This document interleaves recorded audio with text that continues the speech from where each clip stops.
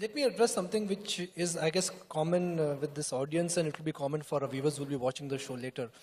The fear of attachment and the fear of What are you security. attached to? The I'm attached to microphone? my family, I'm attached to a lot of things, material things in life, and emotional things in life. How does one detach some of their worldly attachments, and especially material attachments? If you want to detach from the world, everything material, including your body, you should jump into the ocean, you're on the coast. This entire nonsense is going on for too long, let me put this to end. If you want to be detached, you must do it efficiently, isn't it? 2 meters of rope can do it. You don't need a philosophy you don't need all kinds of teachings. You want to detach yourself from life, 2 meters of rope can do it for you. I'm asking you, are you here to experience life or to avoid life? That's a question. Yeah. Are you here to experience life or… So, what is the best way to experience life? You know… No, answer the question. You want to experience life or avoid life? To experience life. Tell me, can you experience anything? Anything, from the simplest thing to the most complex things. Can you experience the food that you eat if you're not involved in that process of eating? Can you experience the people around you if you're not involved? Can you experience the work that you're doing? Can you experience anything in your life unless there is involvement? Where there is no involvement, there is no experience of anything. The more profound your involvement, the more profound your experience of life. So, why do you want to detach? What your problem is entanglement. Whatever you touch, you're getting stuck to it. Can you keep the microphone down? No, I'm just checking if you if it's stuck to you. Like I said, you know, I'm attached because I'm a professional anchor, so that's the attachment I'm referring to. No, the problem is just this, we are getting entangled. Wherever you involve, you're getting entangled. Why this entanglement is happening is because your involvement is selective or discriminatory. Try this and see in your life. When you walk out from here or right here, see if you can look around. All these people, some of them you know, many of them you do not know.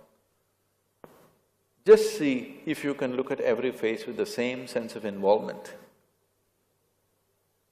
The air that you breathe, the land that you walk upon, people around you, just everything.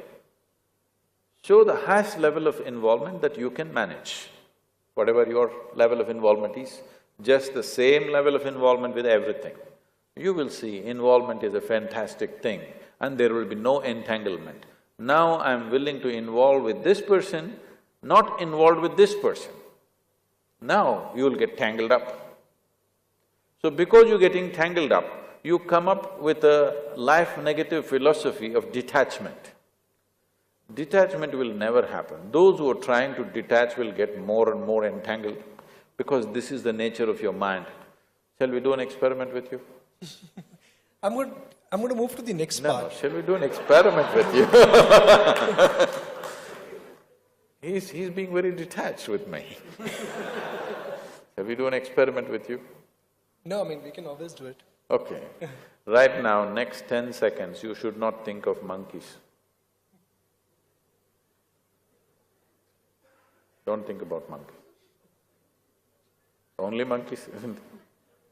So, you have a mind like this. If you say, I don't want something, only that will happen.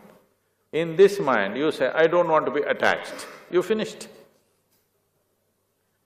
Unfortunately, they're blaming Krishna for this detachment nonsense. Don't listen to the words that are written in a book, we don't know who wrote it. Look at his life, he's involvement in everything, isn't it? Where is detachment in his life? He's absolutely involved, indiscriminate involvement, so there is no entanglement. You know, One of the aspects which all of us want to understand is there is a necessity in life, there is abundance in life, and there is greed in life. Necessity is important because I have compulsions. Abundance is something I thrive to have. Greed is something I don't want. How do I define the necessity in my life? What you want is always a necessity. What somebody wants is greed.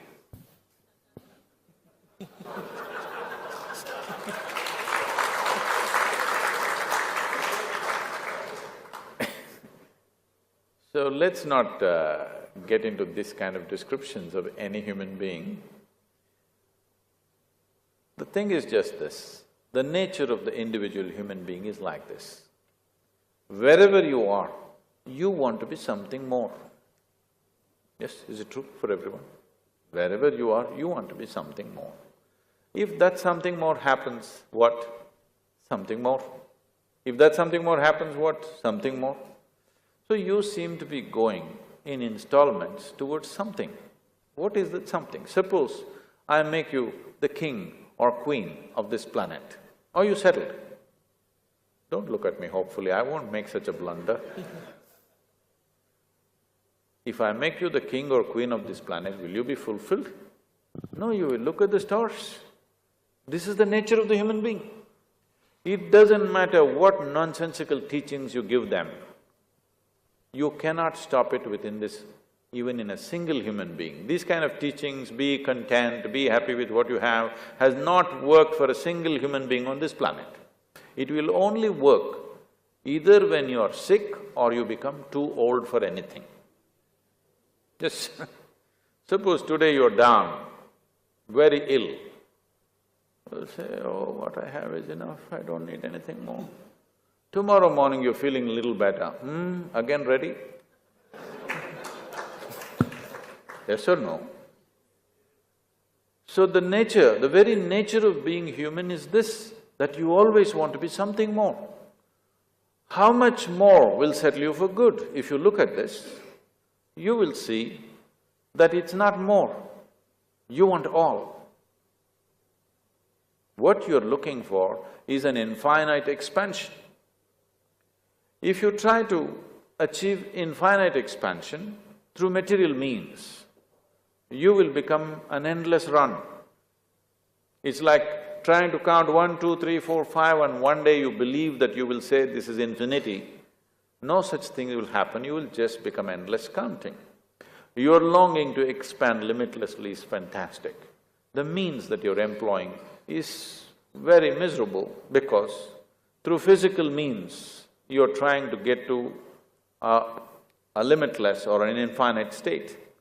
The very basis or the very fundamentals of physical existence is a defined boundary. Where there is no boundary, there cannot be physical.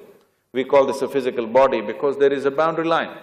If I remove all the boundary lines of this body, can this be a physical body? Nothing physical can exist without boundaries. But there is something within you longing to touch a dimension beyond boundaries.